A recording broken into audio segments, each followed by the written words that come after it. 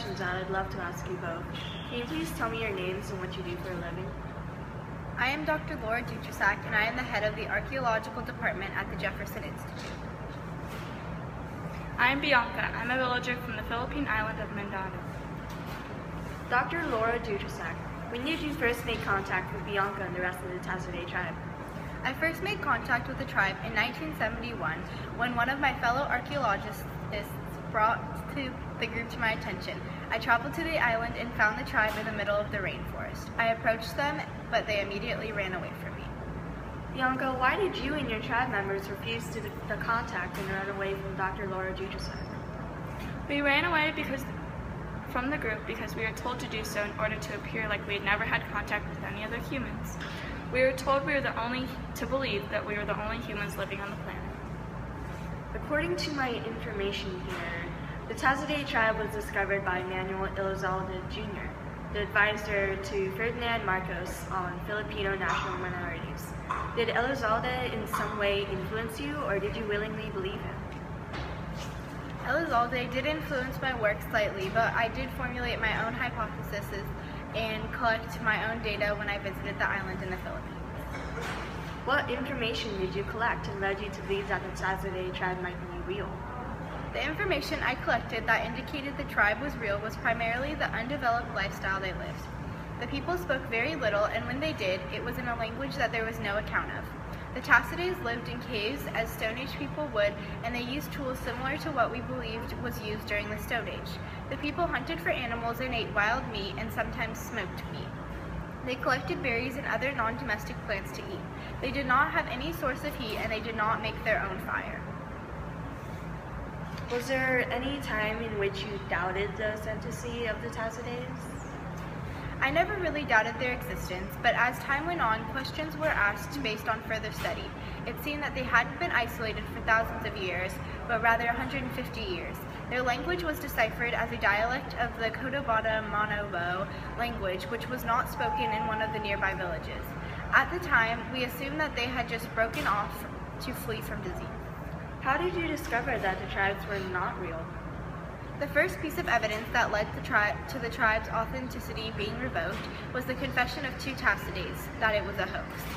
When we went back to confirm with others, they were back in their cave clothing, but another clue was that modern-day clothing was spotted hidden behind the leaves. We then questioned why some members would come forward, but others would keep the ruse up. When you studied further, what questions did you begin to ask? We started to look back on questions that we had earlier ignored because of all of the excitement surrounding their discovery.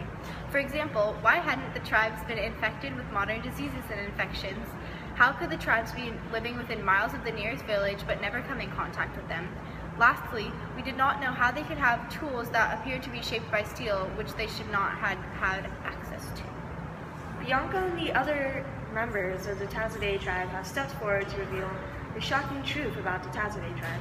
Please tell us just what exactly is going on with the Tasaday tribe and Manuel Elizalde. We have learned that the Tasaday tribe is a complete hoax.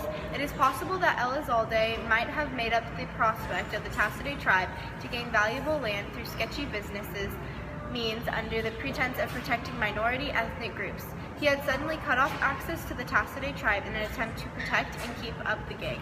It was closed off as to protect the Tasaday tribe and any other unexplored cultural community. Bianca, can you elaborate on this? Manuel had come to us with a proposition. He looked at our surroundings, how poor we lived, and vowed that his plan would eventually let us live better lives. He proposed that we dress like cavemen and begin living even simpler lives than we already did. He said that if we pretended like we hadn't developed with the rest of the world, we lived in caves, wore animal skin, and used stone tools, he would pay us. He said that after the right amount of time, he would section off our land and we could resume our normal lives, but we could live better. Did you ever assume he had ulterior motives? Of course we did, but we had always lived poor lives, and this was a chance to live better. Dr. Dutrisac, what does this mean for the scientific world?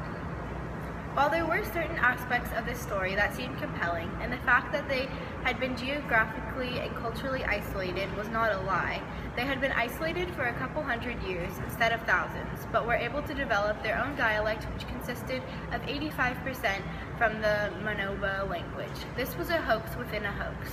as the Tasaday people were not true Stone Age people, but not modern-day farmers either. They were poor villagers living close to nature that were involved in a worldwide debacle. There are certain aspects of both that can be interpreted, but in it all, it's not true. The people of the Tasaday tribe are not true Stone Age people, and therefore a hoax.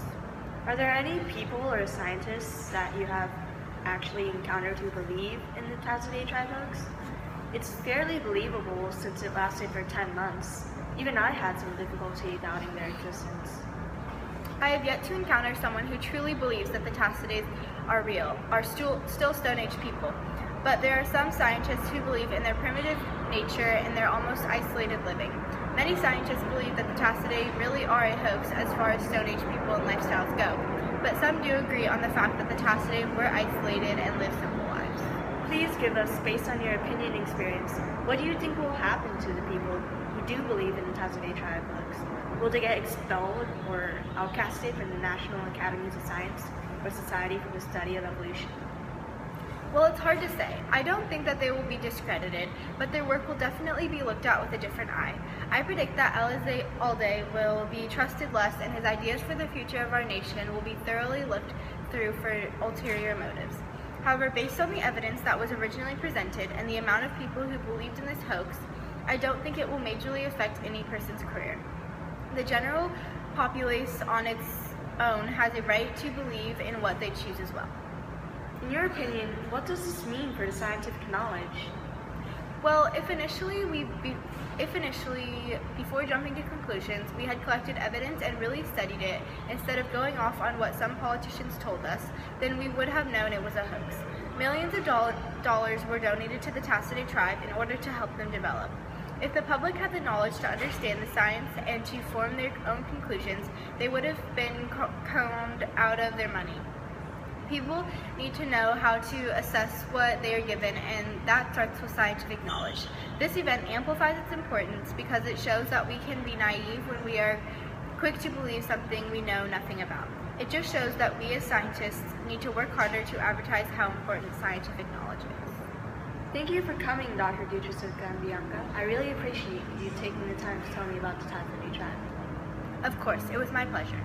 No problem.